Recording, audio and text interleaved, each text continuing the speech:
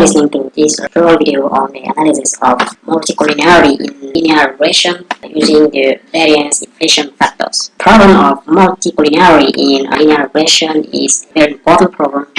In this tutorial, we are going to show you how to use variance inflation factor to analyze multicollinearity in regression. So you need to know that statistics variance inflation factor is a quotient of the variance in a model with multiple terms by the variance of a model with only one term alone. It quantifies the variety of multicollinearity in an ordinary square regression analysis. It also provides an index that measures how much the variance of the estimated regression coefficient is increased because of the collinearity. Kurt Daniel claimed to have invented the concept behind the variance inflation factor, but did not come up with the name. So in the analysis of multicollinearity, it's important to calculate if we have k variable, k different variance inflation factors, one of each variable xi. First of all, we must run an ordinary square regression xe as a function of all the other explanatory variables in the first equation. So if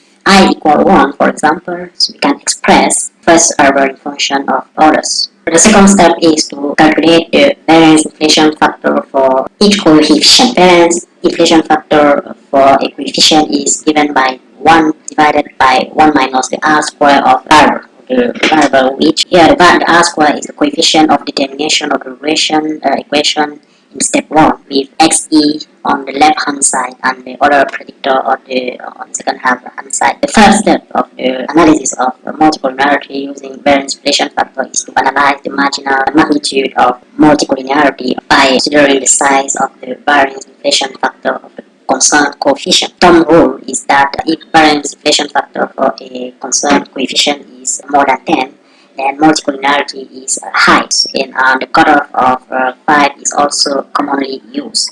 So some software calculate the tolerance which is just a reciprocal of the variance inflation factor. The choice of which to use is a matter of person preference. So how do we interpret variance inflation factor? We use STATA. So we have here a variable in STATA, the GDP capita, using some control variable. So we have GDP, we have to dependent variable GDP per capita in current US dollar. We have explanatory variable that are population. So we have population annual growth. So I will put our population, the total population, school enrollment that can be used to explain the GDP. We have, for example, domestic credit provided by financial institution. We have economic openness. We have, for example, inflation that can also be used to explain the variation of GDP per capita in current US dollar. So I tap rec and then click on OK. So we have expressed our model explaining GDP per capita in function of total population, school enrollment, domestic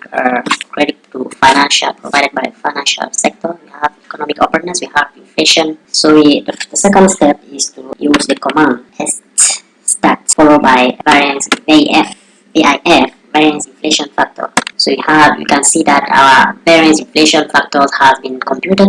So we have total population which have a variance inflation factor superior to 5. That means that total population is source of multicollinearity. So the variation of the coefficient of our model can be due to the total population variable included in our model. So we'll re-estimate our model without using variable total population.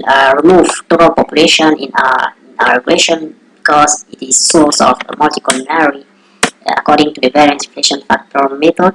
So we estimate our model and we recalculate the variance inflation factor using the command stat variance inflation factor. So you can see that all our variables now have a variance inflation factor very slow, less than the cutoff of 5, which means that our variable inflation, openness, domestic credit provided by financial sector and school enrollment can be maintained in our model. So that's it for this tutorial on variance inflation factor. We hope the tutorial have helped you very well understand variance inflation factor and how to use it in order to analyze your data.